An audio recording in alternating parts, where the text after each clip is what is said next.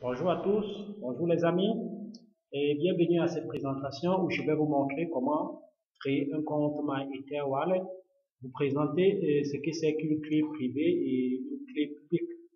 Et bien entendu, je présenterai à la fin de cette courte vidéo comment ajouter les tokens à votre liste. Ok, tout d'abord, vous devez savoir le site recommandé myetherwallet.com. Donc, assurez-vous toujours que vous avez cet insigne-là, MyEther LLC US, pour vous assurer que vous êtes dans le bon site. Parce qu'il y a des sites de pitching, c'est-à-dire les sites qui vont chercher à vous arnaquer votre clé privée. Ok, donc vous devez vous assurer que vous êtes dans le bon site. Ensuite, vous avez les recommandations et les avertissements comme quoi vous êtes responsable de votre propre sécurité. Donc, votre sécurité ne dépend que de vous. Ok, cela étant dit, vous devez créer un compte. Ok, ok, voici la page d'accueil. On dit créer un nouveau compte, entrer le mot de passe. Vous devez tout simplement entrer un mot de passe assez sécurisé que vous allez vous rappeler. Ok, ok, difficulté de mot de passe.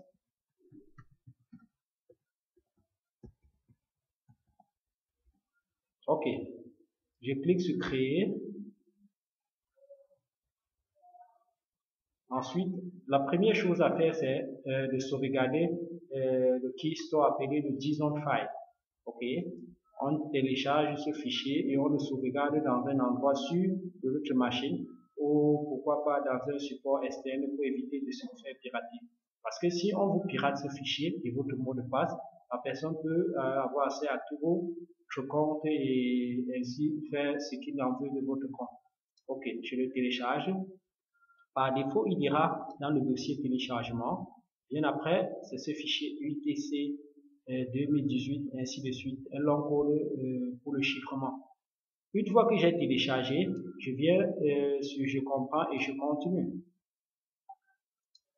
Ça aurait été préférable que ça soit en français.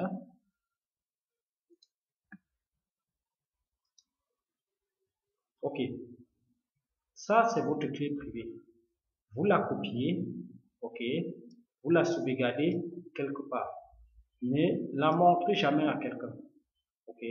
Là, vous pouvez voir cette clé privée. Elle est utilisée uniquement à terme éducationnel pour vous montrer comment est-ce que ça se passe. Ce compte, j'ai pas l'intention de l'utiliser. Ok. Donc, vous copiez ce code. Ok. Et vous pouvez l'imprimer. Vous décidez de l'imprimer sur papier afin d'avoir une copie papier et une copie numérique. Au cas où vous perdrez la version numérique, vous aurez toujours une sauvegarde papier. Ok. Une fois la sauvegarde effectuée, vous cliquez sur sauvegarde imprimer, sauvegarde déjà. Ok. Sauvegardez votre portefeuille et vous continuez. Ok. Une fois c'est sauvegardé, j'ai copié la clé privée. Ok. Voilà le fichier de sauvegarde. Le premier carré représente ma clé publique, celle que je copie, j'envoie à d'autres personnes qui voudraient m'envoyer des Ethereum ou tous les tokens du réseau RC20. Okay. RC20. Donc ce wallet est compatible RC20. Là, vous copiez, soit vous scannez ce code-ci, ou vous copiez celui-là que vous envoyez à celui qui doit vous envoyer des fonds. Votre clé privée, c'est celle-ci. Ne la montrez jamais à personne. Ok? Également, ce carré représente votre clé privée. Là, vous pouvez la sauvegarder. Ok? Personnellement, je peux l'imprimer sous forme de PDF et la sauvegarder quelque part dans mon PC. À la fois, j'ai ma clé privée et ma clé publique. Il est important que vous sachiez ne la communiquer jamais à quelqu'un, quelle que soit la personne, quel que soit le service que la personne doit vous rendre, mais vous ne la communiquez jamais votre adresse privée. Sinon, vous perdrez possession de votre compte. Là, je sauvegarde celle-ci dans mes documents. Une fois sauvegardé, c'est bon. Je peux revenir dans mon compte et accéder à mon compte. OK? Deux méthodes possibles pour sauvegarder, pour entrer, se connecter à son compte, à son portefeuille, MyAirtel Wallet. OK? Soit la première méthode, c'est, en fait, il en existe plusieurs. Vous pouvez avoir un hardware wallet, donc un portefeuille sous forme de clé USB de la marque Ledger. OK? Trésor, Digital Box, ainsi de suite. Keystore JSON File, c'est le fichier que j'ai téléchargé, ok, en premier lieu. Phrase mémorique et la clé privée, ok.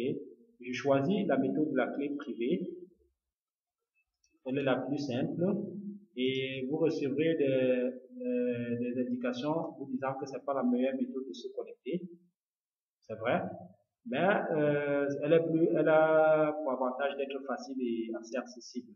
Une fois vous cliquez sur déverrouiller pour vous connecter à votre portefeuille. Ok, portefeuille déchiffré avec succès. Ok. Pour la première fois que vous entrez dans votre compte, vous avez encore la possibilité d'avoir accès à votre clé privée, que vous pouvez la copier et la sauvegarder quelque part. C'est ce carré noir-ci qui est chiffré. Ok. Parce que si quelqu'un filmait ne serait-ce que votre écran, avec cela, il pourrait accéder, se recopier votre clé privée. C'est cette clé privée qui est déchiffrée là. Je peux vous la faire voir. Ok? Parce que j'ai pas l'intention d'utiliser ces clés. Si j'utilisais ces clés, je suis sûr que les hackers essaieront d'entrer dans mon compte en utilisant cette clé privée que j'ai affichée publiquement. Donc la clé privée ne doit jamais être affichée publiquement. Ok, une fois cela effectué, ok, ça c'est votre compte. À la deuxième connexion, vous pourrez déjà envoyer. Voici votre clé publique.